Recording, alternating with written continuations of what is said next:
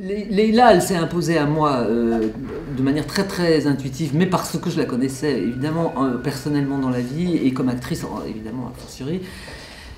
Donc à un moment donné, c'était difficile pour moi de trouver une actrice, de choisir une actrice. J'ai du mal avec les actrices en France, je ne sais pas pourquoi, même pour les... non mais c'est une réalité, même pour les mains libres, hein, j'avais beaucoup de mal. Bon alors après là, dans les mains libres, il s'agissait de jouer quelqu'un qui jouait moi, donc c'était peut-être même encore pire. Mais vous avez du mal à les choisir ou parce que... Non, pour le rôle d'Albertine, oui, de toute façon, j'ai pas eu tellement d'occasion de choisir des actrices en France, hein, mais parce que c'est mon deuxième film, donc ça s'est pas produit souvent, mais parce que il y a peu d'actrices qui me plaisent, voilà, c'est très peu, hein, très très peu. Et en tout cas, dans sa génération, ça, entre 25 et 30 ans, il n'y en a pas beaucoup. Donc Leïla s'est vraiment imposée pour ce rôle. Et aussi pour ce rôle, c'est-à-dire qu'évidemment, je ne voyais pas quelqu'un d'autre pour ce rôle-là de toute façon. Voilà. Et alors Reda, c'est pareil. Au fond, c'est aussi une question de tranche d'âge, c'est-à-dire qu'il y avait d'autres acteurs qui auraient pu possiblement jouer le personnage, mais soit ils étaient trop jeunes, soit ils étaient trop vieux. Et dans la tranche d'âge du personnage, qui a donc une trentaine d'années, je ne voyais que Reda, donc j'ai choisi Reda. Et alors vous avez pris le parti de filmer en noir et blanc. C'est ce que je vais dire. C'est un très beau film, hein. Honnêtement. Merci. Vraiment, merci. C'est super beau. Et alors justement, ce choix, c'était pour remettre les gens un peu dans cette ambiance de la fin des années 50 ou... Non, pas du tout. C'était... moi, j'ai un goût, évidemment, pas pour le noir et blanc. Le premier film, je voulais déjà le faire en noir et blanc, puis finalement, on a changé d'avis pour un tas de raisons. On l'a fait en couleur, mais celui-ci... c'est parce qu'on voulait absolument échapper à toute forme de reconstitution historique. Or en couleur, c'est impossible d'y échapper. C'est-à-dire, on est tout de suite sur les détails, tout de suite. On est dans la carte postale quand on est à l'extérieur et on est dans les détails. Et si on filme ici en couleur, d'un seul coup, on voit tout. Alors qu'en noir et blanc, on ne voit plus rien. On ne voit plus que les formes, les lignes et les matières. Et moi, si vous voulez, ce que je voulais, c'est qu'on sache qu'on était dans les années 50, mais qu'une fois qu'on le sait et qu'on y croit, on n'y pense plus. Et qu'on ne pense plus qu'au personnage et à l'histoire. Donc le choix du noir et blanc, c'est aussi imposé pour cette raison-là. D'accord. Pour revenir en fait au film, qu'est-ce que vous avez aimé en fait dans cette histoire? Plein de choses. J'ai aimé ce personnage parce qu'elle a un destin, enfin, c'est une histoire assez incroyable. Elle s'évade de prison, elle saute ce mur, elle se met... Enfin, elle est sur cette route et l'homme qui s'arrête va devenir l'homme de sa vie. C'est fou. L'écriture aussi, le talent d'écriture qu'elle a. Magnifique.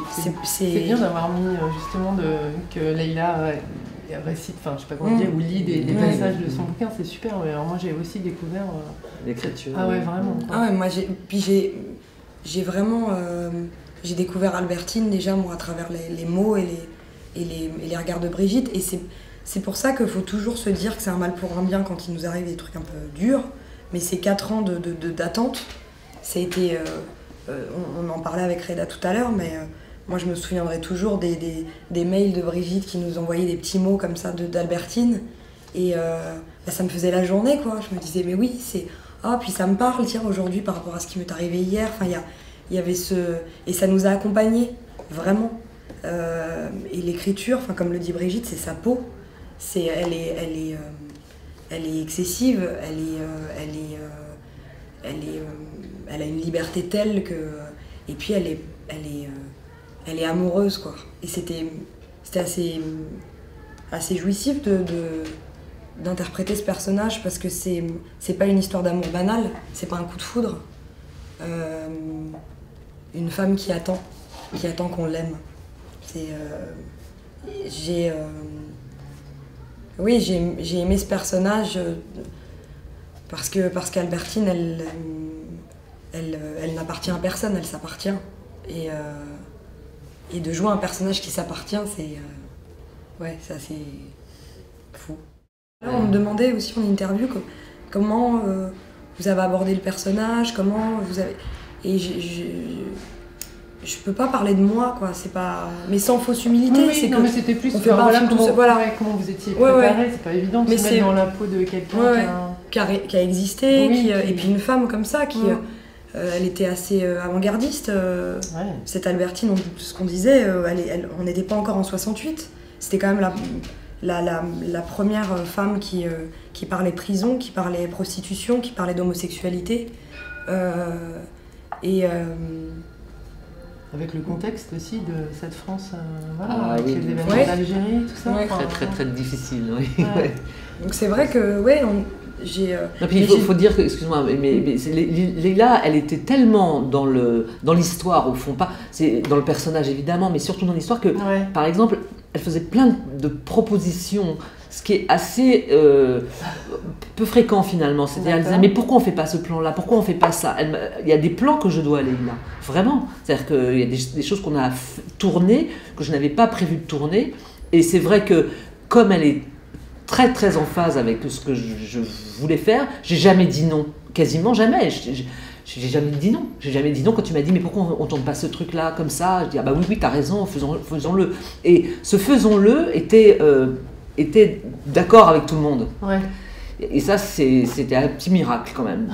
Parce qu'on n'avait pas de temps et on faisait quand même des choses en plus, alors qu'on en avait beaucoup à faire et qu'on avait extrêmement peu de temps pour le faire. On est quand même parvenu à inventer des choses sur le tournage. Ouais.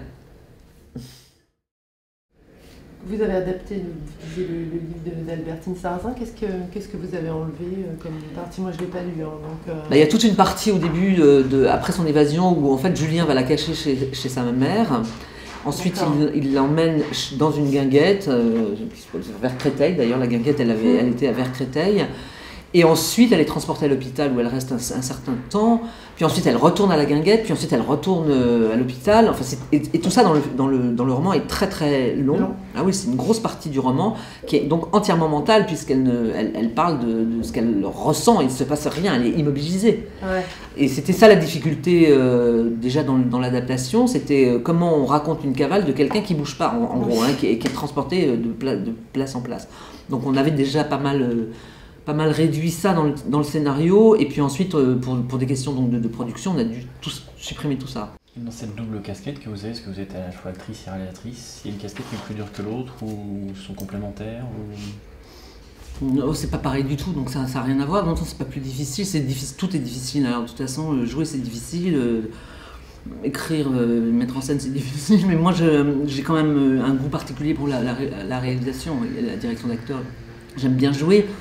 Mais je suis pas folle de ça. Je trouve ça marrant, mais vous voyez, c'est comme un truc qu'on fait en plus, quoi. Mais je le fais parce que c'est bien, je gagne ma vie quand je le fais, c'est super.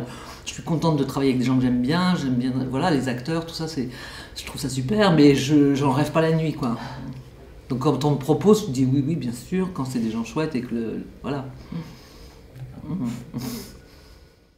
connaissez déjà un petit peu Orléans, alors? Oui, je connais bien Orléans, parce que effectivement, j'avais... Il y a plus de 10 ans maintenant, c'était en 2003 ou 2004, j'ai ouvert une boutique, on a ouvert une boutique avec mon frère et ma sœur, rue Jeanne d'Arc, à la place Sainte-Catherine, une boutique de vêtements. Mon frère habitait à Tours, donc on vient de Paris, mais il habitait à Tours, il devait faire une étude de marché pour son école, il s'est rendu compte que beaucoup de gens sur Orléans montaient ou sur Tours ou sur Paris pour s'habiller. On avait un héritage en commun et on s'est lancé dans l'aventure tous les trois. Et ça a bien marché. Et puis on a même ouvert une deuxième boutique. Et puis il y a quelques années, on s'en occupait moins, on n'avait plus le temps. Mais voilà, pendant 2 ans et demi, j'étais à Orléans tous les jours. Je vendais des vêtements et c'était super.